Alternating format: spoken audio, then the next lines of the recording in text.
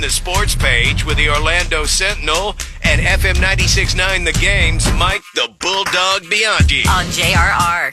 Bulldog Sports page brought to you by our iHeartRadio Music Festival today and tomorrow. Win it before you can buy it. Trips to Vegas for you and a guest plus $1,000. Your first chance of the day will be right around 9:05 with us. Good morning, Bulldog. Good morning. You ready to overreact to sports from the weekend? It's all yours, man. All right, let's overreact. Shai Gilgeous-Alexander scores 34 for OKC. They tied the series last night with Indiana. They won the game 123-107.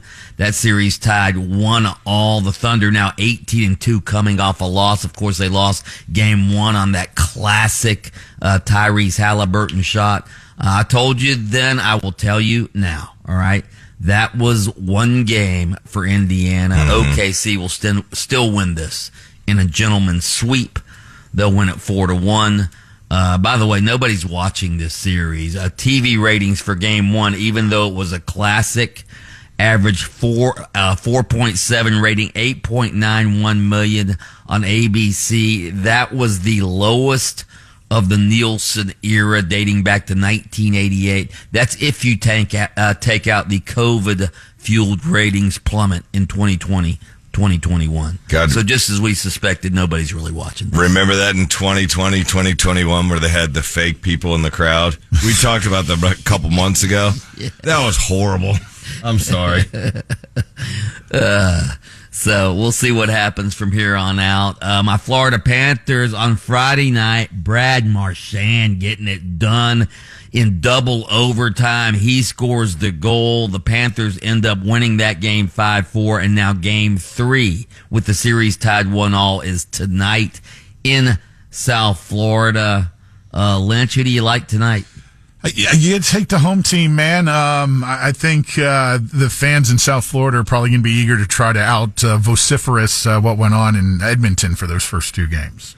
Yeah, the crowds at these games are unbelievable. Obviously, the Edmonton crowd was incredible, but you know what? In the NBA Finals last night, I don't know if you guys have OKC. They said the decibel level last night was like 100, and which is right below, I think. Standing right next to a chainsaw is like 110. So, yeah, the decibel level is incredible in these series. Orlando Pride, they win over the weekend 1-0 with a stoppage time goal. The Orlando City did not play over the weekend. They had the week off. So the Pride get back on the winning track. They needed to do that. FSU and Miami both failed to make the College World Series. Florida State loses to Oregon State, and Miami loses to Louisville, so we will have no teams in the College World Series out in Omaha. What else do we have from the weekend? Denny Hamlin wins the NASCAR race up in Michigan after he and Michael Jordan had a setback in their lawsuit against NASCAR and the charter system, but Denny Hamlin ends up winning, outlasting the competition at Michigan International Speedway. The big news over the weekend happened, well, let's get into horse racing real quick. Journalism finishes second to Sovereignty. Who was that horse you were rooting for, Lynch? Oh, I don't even think Sandman was in it, was it? I don't know. There's only 8 horses in that race. Did you get to watch Mark Tremonti do his singing? It sounded great. I'm sure. Sounded great. I missed it. By the way, I still don't understand why Sovereignty didn't run in the Preakness. I mean, it won 2 of the 3 Triple Crown races, but did not race in the Preakness. And they say it's better for the horse's long-term future. What could be better than being a Triple Crown winner? Well, yeah. So, anyway, big news over the weekend. College football, it's official, guys. Colleges can now officially pay players directly. The House settlement went through, so there is a quote-unquote salary cap. Teams can pay their players, or not just college football. Overall, they can pay their athletes $20.5 million per year. Most of that money is going to go to football. They say, they're going to be able to police this and police the boosters out of college football. Yeah. I'm skeptical. Right. Yeah. Not a I'm chance. skeptical. Skeptical of this. Can't understand why anyone would be skeptical of that.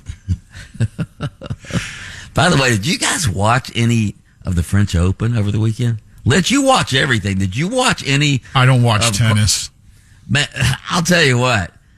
That was a incredible match. Carlos Alcaraz comes back from 2 sets down, saved 3 match points, and wins the French Open over Yannick Sinner, and it was incredible, Lynch. I used to be a big tennis fan. I don't watch it much anymore, but I happened to be watching a little bit of that, and that was incredible.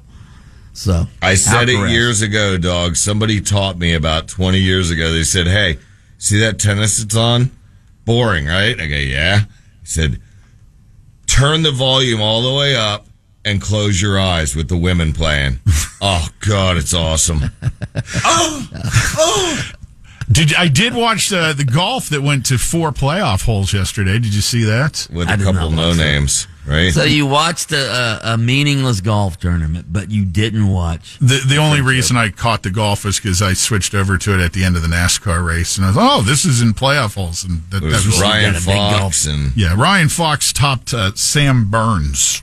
Well, we've got the big golf tournament this week, the U.S. Open, coming up this week. So we'll make our picks for that later in the week. He is Mike the Bulldog Bianchi, host of Open Mic on Adjacent to Us weekday mornings on AM 740 and FM 96.9 The Game. Hey, he takes a time out from his show to join us for the sports page here on JRR each morning, and we appreciate it, Bulldog. By the way, happy birthday to electric guitar pioneer Les Paul today. Oh, oh. Lynch and Taco.